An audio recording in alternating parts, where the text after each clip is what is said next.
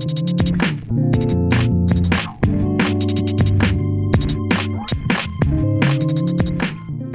everybody, this is George here from the Miller School of Music. So today I'm doing a lesson on dotted rhythms. All right, so the idea here is basically we're going to take an even subdivision like 16th notes or 8th notes, and we're going to group them in threes. So if we take 16th notes, every 3 16th notes is going to be a dotted 8th note. And we can use these to kind of create some rhythmic tensions to make things a little more interesting rhythmically.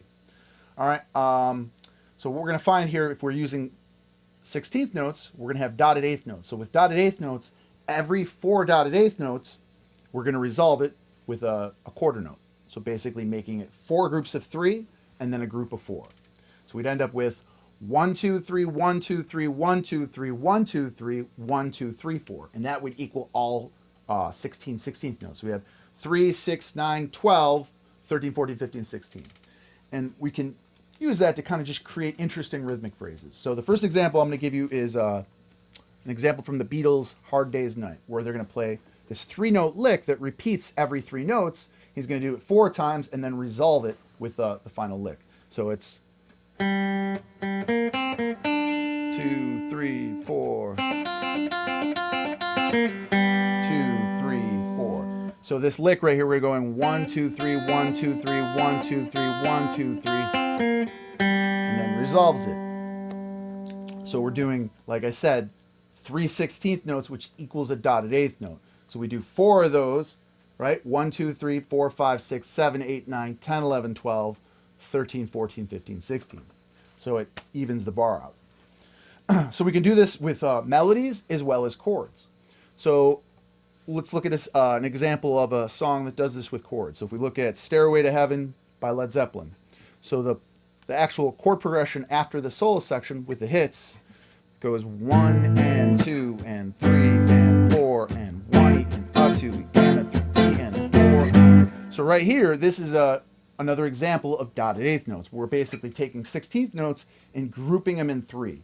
So we're going to end up again with 4 groups of 3 and then a group of 4 to even out those 16th notes. So it's 1, 2, 3, 1, 2, 3, 1, 2, 3, 1, 2, 3, 1, 2, 3, 4. All right, so basically if we count it in time, like I said, 1 and 2 and 3 and 4 and 1 and a 2 and a 3 and a 4 and, or 1, 2, 3, 1, 2, 3, 1, 2, 3, 1, 2, 3, 1, 2, 3, 4. So it's that same idea. It creates this tension that eventually resolves. So like again, what this is an example of rhythmic tension. All right, let's look at another example. So this next example we're going to look at is an example of dotted quarter notes. So now this example, we're looking at 8th notes. So there's a group of 8 accents within a measure, and then we're grouping these in 3. So now the only difference here is we're going to end up, instead of it being a bar, it's going to end up being 2 bars. So we're going to have basically every groupings of every 3 8th notes, which is a dotted quarter note, instead of every 3 16th notes. So the example I'm going to do here is another Beatles example, and this is Here Comes the Sun. So this is the hit section after the chorus.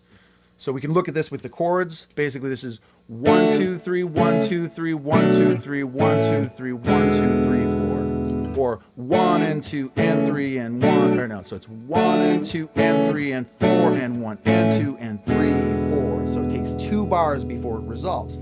But it's still 4 groups of 3 and then the 5th final group of 4 to even out. Because now it's going to take 2 bars because we're using 8th notes. So again, we're doing the same thing with 16 possibilities, but it takes up 2 bars. Or we could use the melody in this situation, which would be 1 and 2 and 3 and 4 and 1 and 2 and 3 and 4 and. So it's 1 and 2 and 3 and 4 and 1 and 2 and 3 and 4 and. Or 1, 2, 3, 1, 2, 3, 1, 2, 3, 1, 2, 3, 1, 2, 3, 4. So another example of what we can do with this is we could take the same concept and not resolve it. So it's basically what's called going over the bar. So it's going to create even more tension because the idea doesn't resolve.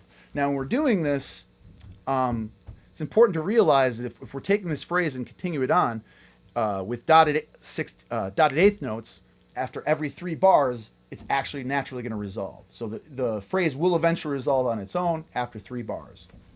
But even even so, we can just continue that tension and just keep going over the bar. And I'm going to give you guys an example. Here's an example of Pat Martino and John Scofield playing Sunny, where Pat Martino takes this lick, this 3-note lick, and he just continues it on, going over the bar, creating tension. And he does this for a while. So he's basically Sunny in the key of A minor, and he plays this lick.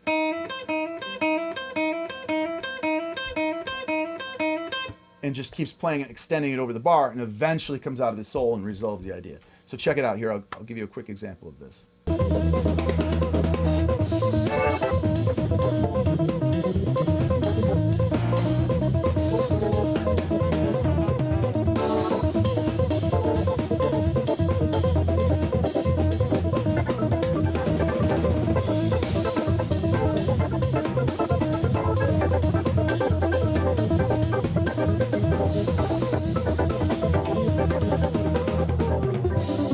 So as you can see, he's basically taking those 3 notes, extending them past the bar, and eventually resolving it.